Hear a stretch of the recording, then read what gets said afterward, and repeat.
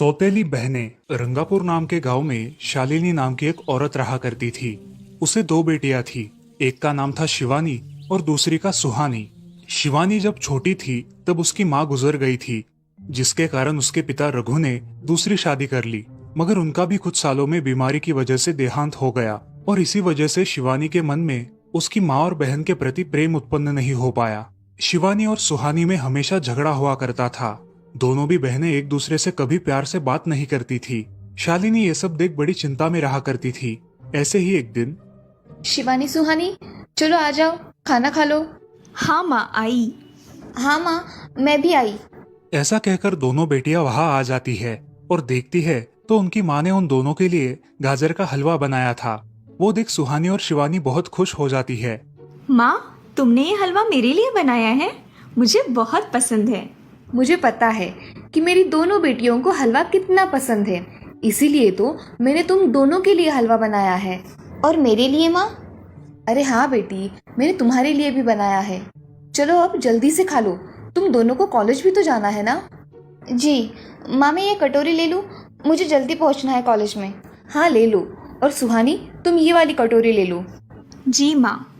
दोनों भी हलवा खाती है और एक दूसरे की ओर बहुत गुस्से से देखकर वहां से चली जाती है। वो दोनों भी कॉलेज में एक साथ पढ़ा करती थी। फर्क सिर्फ इतना था कि शिवानी 3rd ईयर में थी और सुहानी 1st ईयर में। उन दोनों में 2 साल का अंतर था। फिर भी दोनों में हमेशा नोकझोंक हुआ करती थी, जैसे कि वो दोनों एक दूसरे की दुश्मन हो। ऐसे ही एक दिन, दीदी, मेरे कॉलेज की ट्रिप जाने वाली है। तुम्हारी भी ट्रिप जाने वाली है क्या? हाँ, मेरी भी जाने वाली है, मगर मेरा जाने का मन नहीं है।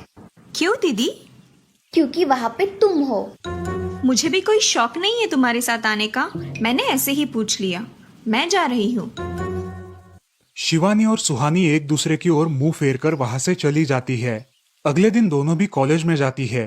तब उनके टीचर उनसे पूछते हैं, शिवानी, तुम कॉलेज की ट्रिप में आने वाली हो? जी सर, मैं आने वाली हूँ। ठीक है, मैं तुम्हारा नाम लिखवा देता हूँ। जी सर। ऐसा बोलकर टीचर ट्रिप के लिए जाने वाले विद्यार्थियों की लिस्ट बना लेते हैं। घर आकर शिवानी और सुहानी ये बातें अपनी माँ को बताती है। सुहानी, शिवानी, तुम दोनों ट्रिप के लिए जा रही हो, मगर वहां जाके झगड़ा मत करना, नहीं तो ट्रिप पे जाने की कोई ज़रूरत नहीं है। नहीं माँ, हम झगड़ा नहीं करेंगे।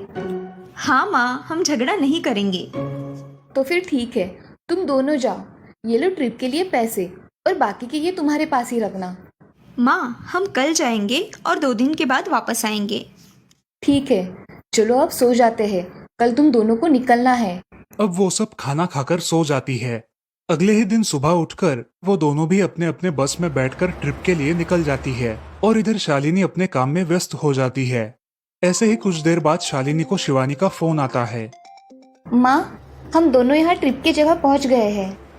अच्छा बेटी, तुम दोनों ठीक हो ना?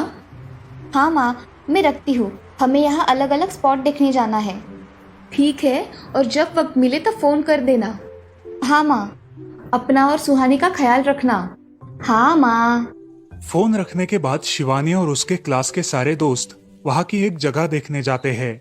सुहानी भी उसके क्लास के साथ एक दूसरी जगह देखने निकल जाती है। सारे बच्चे एक साथ घूमकर वापस आते हैं। शिवानी सुहानी को ढूंढती है, मगर सुहानी उसे कहीं दिखाई नहीं देती।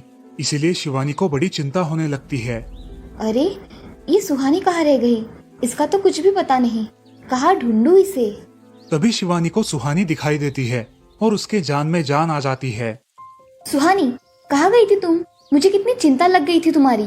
अरे, मैं यहाँ ही थी मेरी सहेलियों के साथ, मुझे कुछ नहीं हुआ। ऐसा बोलकर सुहानी वहाँ से चली जाती है। दूसरे दिन सब लड़के लड़कियाँ जल्दी उठकर अपनी तैयारी कर लेते हैं और पहाड़ पर जाने के लिए निकलते हैं। वो सब आज थोड़ा घूमकर शाम तक निकलने वाले थे। सब विद्यार्थी एक हिल स्टेशन देखने चले जाते हैं। शाम होने तक उस पहाड़ी का मजा उठाते हैं, लेकिन सुहानी बिना किसी को बताए उस पहाड़ी के एक अनजान हिस्से में चली जाती है। वहाँ का मनमोहक दृश्य देखते देखते गलती से उसका पैर फिसल जाता है और वो वहाँ से नीचे गिर जाती है। शाम हो जाने के कारण सभी विद्यार्थी वहाँ से निकलने लगते हैं और यहाँ सुहानी एक पेड़ के सहारे उस पहाड़ी की चोटी पर लटकी रहती है। शिवानी सभी विद्यार्थियों में अपनी बहन को ढूंढती है, लेकिन वो उसे कहीं नहीं मिलती। सुहानी को ढूंढते ढूंढते शिवानी वापस उसी पहाड़ी के पास आती है और उसे आवाज लगाती है। सुहानी, सुहानी कहाँ हो तुम? दीदी मैं यहाँ हूँ, बचाओ मुझे, मैं यहाँ हूँ। सुहानी की आवाज की ओर जाते ही उसे पता चलता है कि सुहानी पहाड़ी पर लटकी है। ये सब देखकर शिवानी बहुत घबरा जाती है।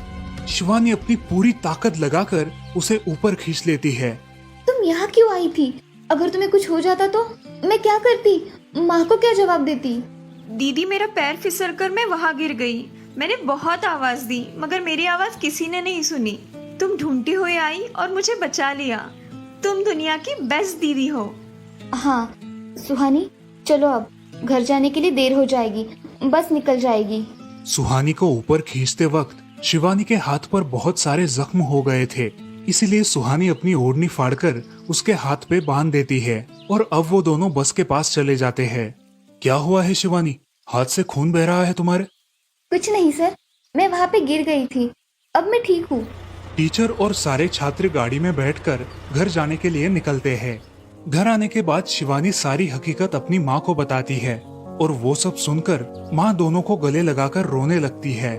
तुम दोनों एक दूसरे के साथ होते हो इसीलिए मुझे कोई टेंशन नहीं रहता, मगर मेरी बच्चियों खुद का भी ख्याल रखा करो। उस दिन के बाद दोनों सौतेली बहनों ने अपने बीच की सब नोकझोंक बंद कर दी और हंसी खुशी सगी बहनों की तरह रहने लगी। दोस्तों, इस कहानी से हमें ये सीख मिलती है कि हम सबको एक दूसरे के प्रति द्वेष की भावनाएं छोड़कर प्यार से रहना चाहिए। चंदनपुर